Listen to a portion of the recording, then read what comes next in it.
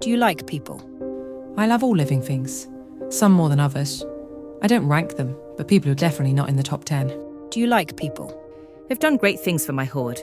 Before they came along, I was little more than a large scaly magpie.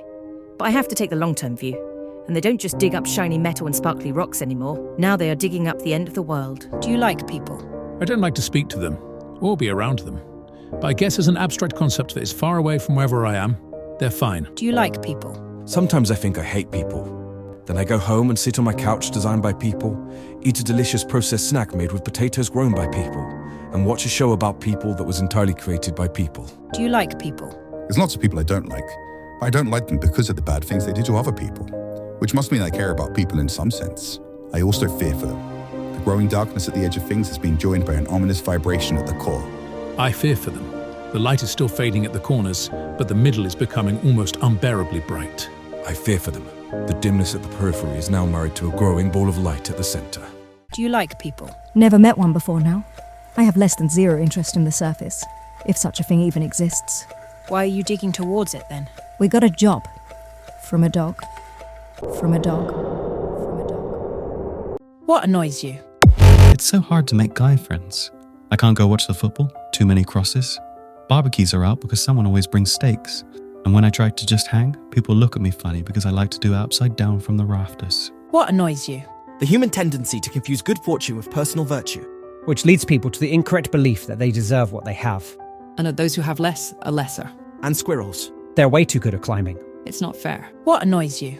I actually don't mind it when people call me Frankenstein. I was made famous by a book with that name. Easy mistake to make. What really grinds my gears is when they call me a monster and grammatically imply that I'm the property of the man who shunned me. What annoys you? If you went to a group of investors and pitched a board game where the winners get spaceships and the losers die, they'd call you crazy. But if you suggested to those same investors that perhaps we shouldn't organise our entire society that way, they'd call you crazy. What annoys you? I hate being interrupted when I'm trying to fulfill a contract. What did the other Dachshund ask you to do anyway? Various mischief, to be specified at a later date. And what did he offer you? If we do it, we get a spaceship. If we don't, we die. I don't know what to do. If I can't get them all in a spaceship, they'll help the elder Dachshund destroy us. Did you ask the billionaires? Yes? What did they say? Nothing. Not even goodbye. Right, yes. Obviously that's what they would do. You'll have to win the Moleman over the hard way then. What's the hard way? Debate. How do I win an argument? You can't. All mortal arguments are circular by nature, based on the premise that the past will resemble the future, which can only be justified using the premise that the past will resemble the future. The sun will rise tomorrow because it always has, and things will continue as they always have, because they always have. How do I win an argument? I don't tend to think of them as arguments.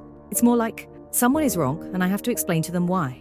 If I get angry, it's because I'm frustrated at my own inability to communicate. How do I win an argument? I leave that kind of thing to my advocates. Where could I find one of those to interview? Go into any lecture hall on the planet and find the most obnoxious guy there. How do I win an argument? I just retreat to my lair, safe in the knowledge that I'll outlive them. I never bite someone I disagree with. Their blood just tastes wrong. How do I win an argument? People only argue with me once it's already too late. Not that it would make any difference really, but it still grates. Canute ultimately couldn't hold back the tide, but at least he tried before it had already come in. How do I win an argument? Arguments are normally driven by desire. I win by showing people that the thing they think they want is not necessarily what they actually need. How do I win an argument? The biggest conflicts we face can't be solved with logic, because they are centred on real material interests that are inherently contradictory. You can only win the argument by uniting those with the same interests as you and standing together. But the Molemen outnumber us 17 to 1. There's that many of them, and the Dachshund has offered them a spaceship. Moleman, your comfort of us is driven by a desire to survive. You think you want a spaceship to achieve that, but what you actually need is an alliance strong enough to turn back the tide before it is too late. You do the Dachshund's bidding because you fear doom, but the doom will be brought about by you doing the Dachshund's bidding. I know my words alone will not convince you. So my first question to your leader is this. Exactly what percentage of your population will the spaceship hold, and who will be among the chosen few?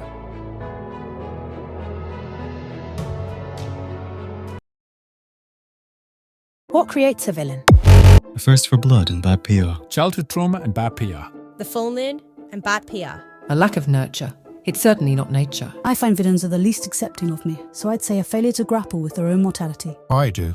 What creates a villain? Villains always seem to look at the world and correctly identify there's a lot wrong with it, but then come to the baffling conclusion that the solution is to make it even worse. But the kind of people for whom the curtains are blue because the author said so, of all the possible worlds we could create, that is the most interesting one they can conceive of. They can imagine destroying the world by not improving it. But we built this place and we can build a better one.